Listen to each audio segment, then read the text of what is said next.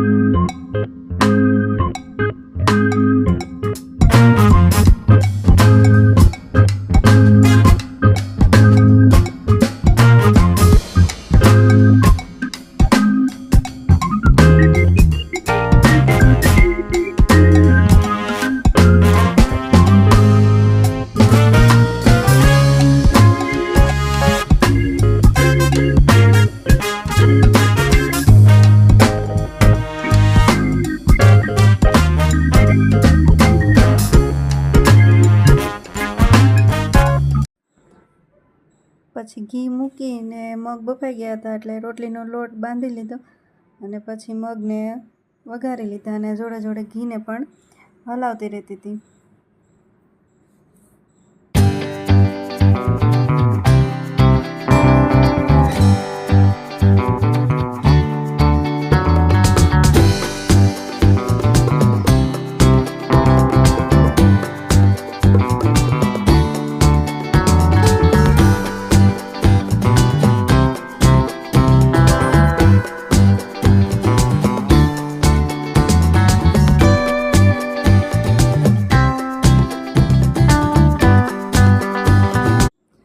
પછી એક ચટણી બનાવવાની હતી જેમાં ટમેટાં, ડુંગળી અને મરચી અને બસ ખાલી મીઠું ને ધાણા જીરું નાખવાનું હતું. જે અમારા માટે નહીં પણ નીચેવાળા અંકલ આપી ગયા હતા એના માટે બનાવવાની હતી. એના માટે મેં ટમેટાં, કોથમીર ને ડુંગળીને બધું કટ કરીને પછી મિક્સરમાં એને પીસી લીધું હતું.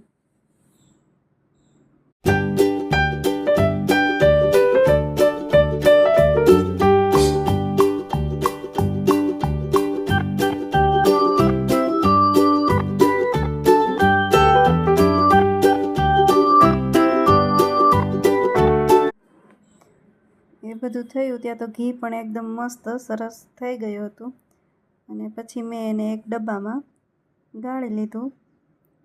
અને એ ડબ્બો તો ભરાઈ ગયો પણ તોય થોડું વધ્યું હતું, એટલે પછી મેં વાટો પણ ભગવાન માટેની વાટો દીવાબત્તી માટેની પલાળવાની હતી, તો જે વધ્યું હતું એમાંથી બધી વાટો પલાળી લીધી.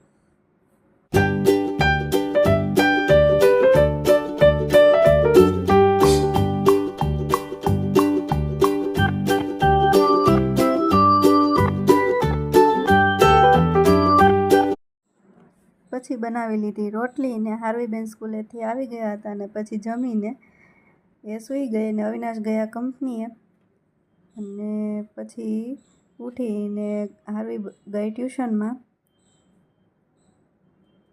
પછી એ ટ્યુશનમાં ગઈ હતી ત્યાં મેં ઘઉંનો લોટ પૂરો થઈ ગયો હતો તો એના માટે ઘઉં મેં જે પેલા પાવડરવાળા હતા એટલા માટે એને ચાળી લીધા હતા દહીણું કરવા માટે.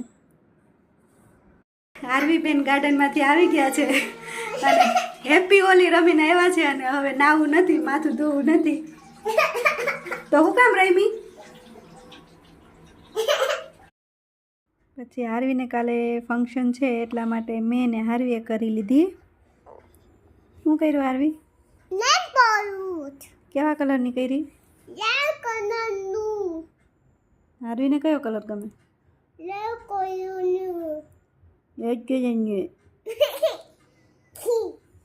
પગે કરી કે ખાલી હાથે જ કરી?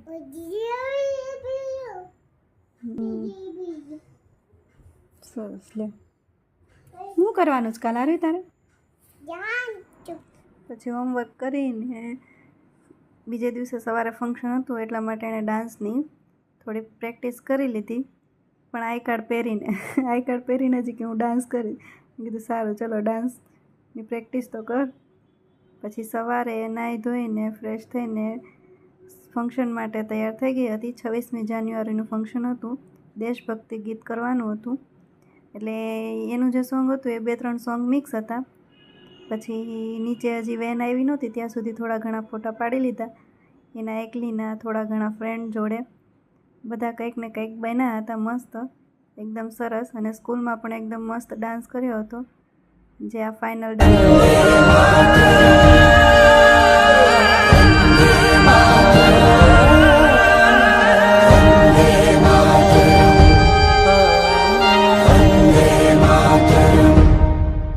जहाँ डाल डाल पर सोने की चिड़िया करती है बसेरा, वो भारत देश है मेरा, वो भारत देश है मेरा.